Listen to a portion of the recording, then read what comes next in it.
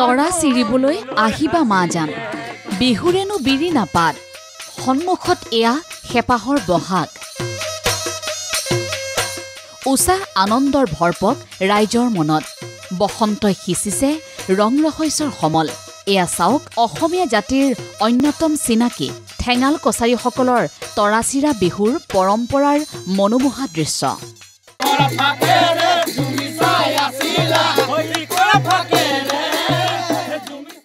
চ'ত মাহৰ দ্বিতীয়টো সপ্তাহত জনগোষ্ঠীটোৰ লোকসকলে এইদৰেই হাবি বননিৰ পৰা সংগ্ৰহ কৰে তৰা গৰু বিহুৰ দিনা গোধনক বান্ধিব এই তৰা পঘাৰে ঢোল তাল বজাই বিহু নাম গাই ৰং ৰহইচ কৰি এয়া ঠেঙাল কছাৰীসকলৰ তৰাচিৰাৰ পৰম্পৰা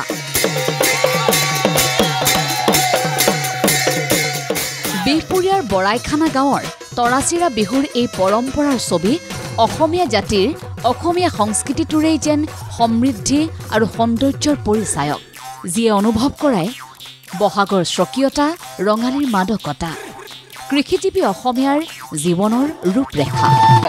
প্ৰকৃতিৰ চাৰিমুঠি জীৱ উৰণ উৰণ গজন ভ্ৰমণ এইসকলৰ যি সম্পৰ্ক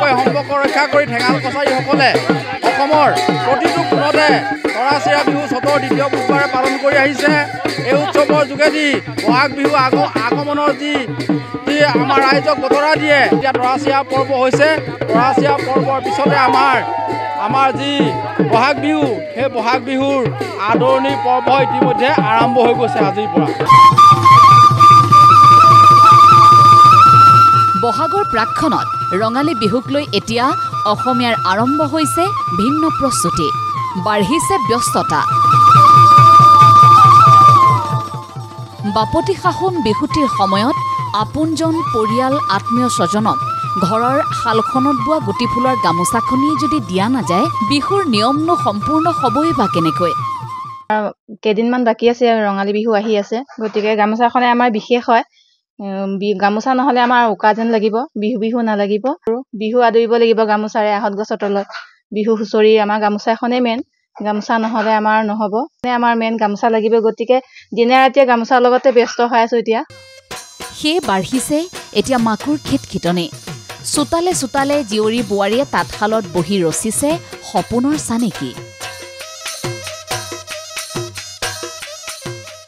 এই বহাগতেই অসমীয়াৰ চিনাকি তাঁতশালৰ গামোচাখনেৰে এক নতুন মাত্ৰা লাভৰো প্ৰয়াস মংগলদৈৰ এইসকল মহিলাৰ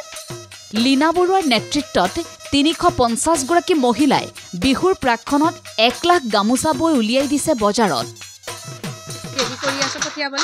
আমাৰ 1 লাখ গামোচাৰ আমি এটা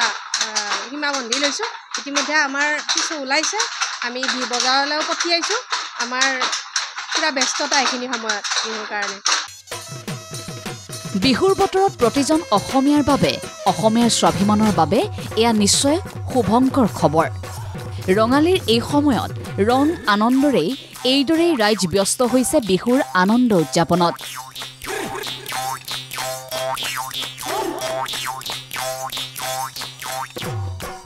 ৰাজ্যৰ চৌদিশে দল সংগঠনসমূহৰ উদ্যোগত আয়োজিত কৰ্মশালাত চলিছে বিহু নাম হুঁচৰি ঢোলবাদন আদিৰ প্ৰশিক্ষণ বিশিষ্ট শিল্পী খগেন গগৈ জয়ন্ত সোণোৱাল আদিকে ধৰি জ্যেষ্ঠ প্ৰশিক্ষকসকলৰ তত্বাৱধানত ঠায়ে ঠায়ে শিকাৰুসকলে তালিম লৈছে বিহু পৰিৱেশনৰ অআকৰ্ষৰ ব্যুৰো ৰিপৰ্ট ND24